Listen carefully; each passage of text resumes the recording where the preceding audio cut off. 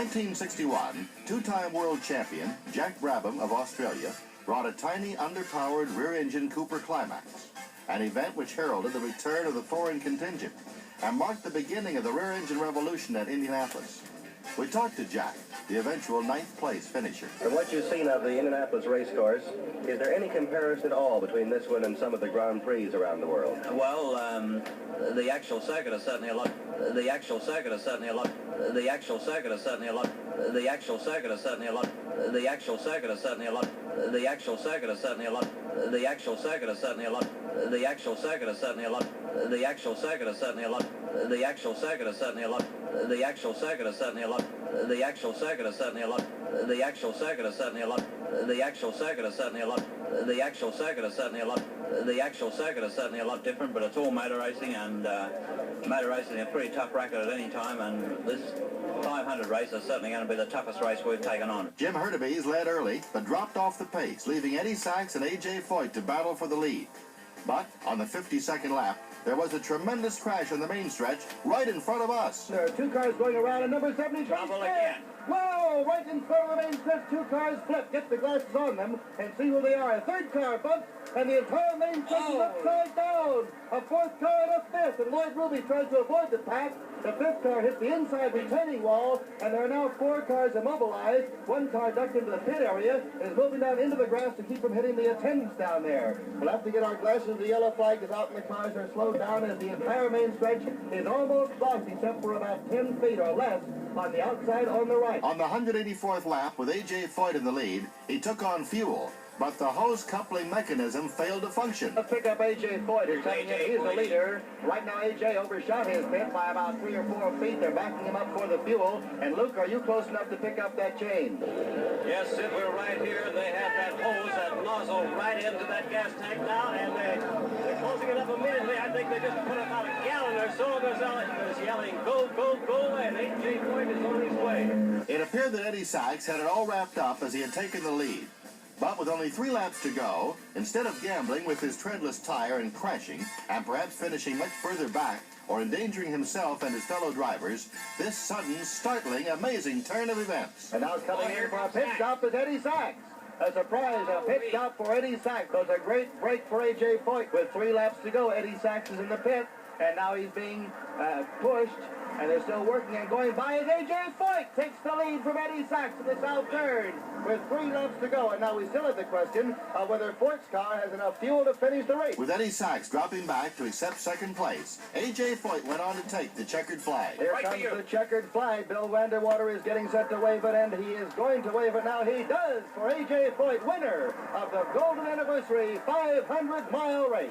In Victory Lane, A.J. Foyt talked to John Peterson as he savored the first of his Indianapolis victories. A.J., did you have Sachs figured for that next pit stop? I sure did. I was planning on really finishing second. I figured first place was all over with. We fought awful hard, but when she started running out of fuel, I almost started crying. If it wasn't for my pit crew, I sure wouldn't have won this race. And God was just with us, and it's our day. Thank you. Bobby Marshman and Parnelli Jones shared Rookie of the Year honors that year.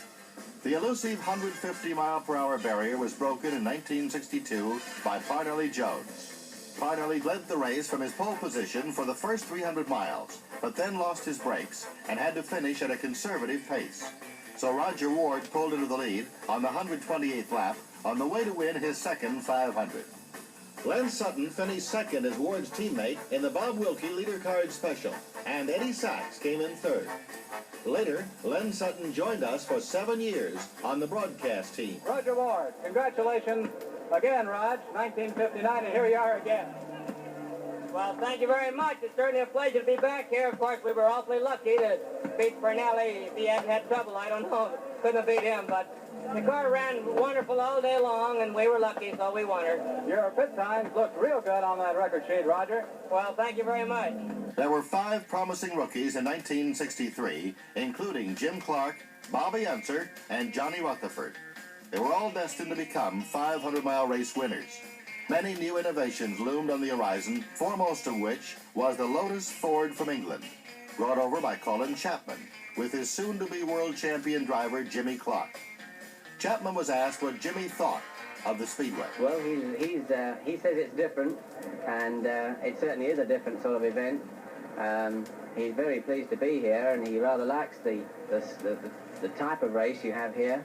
And he's most impressed with all the people, and I know that we've got a tremendous amount of help and cooperation from all the American competitors, and we're very pleased to be here. Sir, were you aware of the superstition against the color green at Indianapolis before you arrived?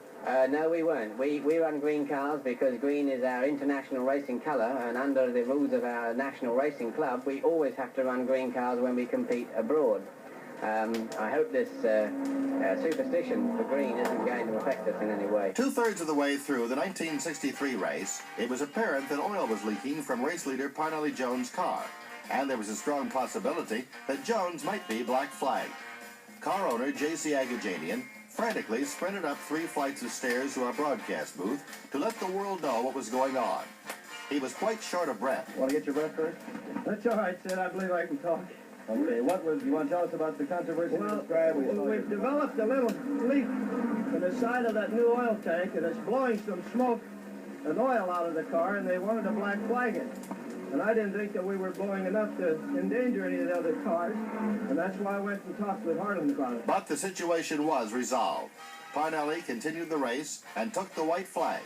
As our broadcast crew followed Jones around on his last lap, Mike Ahern picked up this excitement in turn 3. And here comes Parnelli Jones. He's fast as he gets around me here by Roger McCluskey. McCluskey spins there in the corner. Hold it. We've got one car going around and he's sideways. The same spot that Eddie Sachs was. McCluskey right there. He's okay. He's sitting in his car. The cars are coming around and we'll follow. See if it's all right. They're all going on the inside. McCluskey halfway through the turn, sideways, the exact same spot where Eddie Sachs was just a few minutes ago. Now they're running under the yellow flag. Jones went around us a moment ago. McCluskey passed him on the... And there's a checkered flag for Parnelli Jones, the winner of the 1963 500-mile race. In Victory Lane, Parnelli Jones was an extremely happy man indeed. Well, the only thing I can say is I love everybody. I just can't believe it yet. I'm sitting here and I'm trying to tell myself that you won the race, and I just can't believe it. The 1964 Speed Classic was tragic for all of us. It started as Jimmy Clark took the lead and crossed the start-finish line for his second lap. The yellow light is on. There's an accident on the main stretch up in front of us. Jim Shelton, can you see it? Out of the fourth turn, there's a car burning.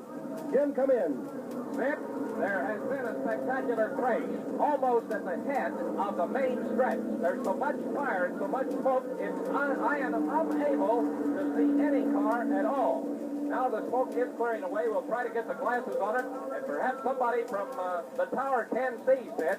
Somebody did not make that number 4 all the way around and whoop right into the pit, and the yellow caution light is out. These drivers are using extreme caution, and we must compliment each and every one. Seems to be a fire in the pit area. We all feared the worst and waited. Almost an hour later, this announcement came over the public address system. It is with deepest regret that we make this announcement. Driver Eddie Sachs was fatally injured in the accident on the main straightaway.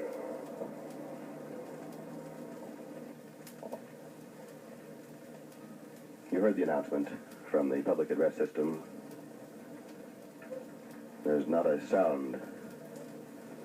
Men are taking off their hats. People are weeping. Over 300,000 fans here are not moving, disbelieving. Some men try to conquer life in a number of ways. These days of our outer space, some men try to conquer the universe. Race drivers are courageous men who try to conquer life and death, and they calculate their risks. And in our talking with them over the years, I think we know their inner thoughts in regard to racing. They take it as a part of living. No one is moving on the racetrack. They're standing silently. A race driver who leaves this earth mentally when he straps himself into the cockpit to try for what to him is the biggest conquest he can make. He's aware of the odds, and Eddie Sachs played the odds. He was serious and frivolous. He was fun. He was a wonderful gentleman. He took much needling and gave much needling. And just as the astronauts do, perhaps, These boys on the racetrack ask no quarter and they give none. If they succeed, they're a hero, and if they fail, they tried. And it was Eddie's desire, I'm sure, and will, to try with everything he had, which he always did. So the only healthy way perhaps we can approach the tragedy of the loss of a friend like Eddie Sachs is to know that he would have wanted us to face it as he did, as it has happened, not as we wish it would have happened. It is God's will, I'm sure, and we must accept that. We're all speeding toward death at the rate of 60 minutes every hour. The only difference is that we don't know how to speed faster, and Eddie Sachs did. And so since death has 1,000 or more doors, Eddie Sachs exits this earth in a race car. Knowing Eddie, I assume that's the way he would have wanted it.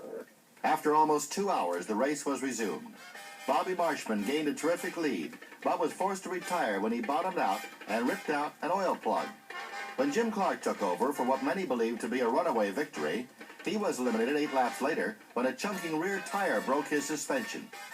Then Jones and Foyt diced for the lead for the next 6 laps, but Jones was forced to retire when his gas tank exploded and caught fire in the pits. And from there on, A.J. Foyt led the rest of the way. Foyt's victory was his second, and it would be the last time a front-engine car pulled into victory lane at Indianapolis. So the checkered flag for A.J. Foyt, with the right hand up in the air, waving to the crowd, the winner of the 1964 500-mile race. A talented, star-studded contingent of 11 rookies made their Indianapolis debut in 1965, including Mario Andretti, Gordon Johncock, Al Unser, Billy Foster, Jerry Grant, Joe Leonard, and Maston Gregory. But 1965 would be an easy win for Colin Chapman and his world champion star Jimmy Clark. Clark led all but 10 laps in one of the safest races ever. Lou Palmer awaited the arrival of the winner in victory lane. Did it go as smoothly as you had hoped? Well, there's no race that's ever easy, but I must say it went as smoothly as I'd ever hoped, and the car ran beautifully throughout. You know. Could we ask you just... Yes, please, come in. Come right on in.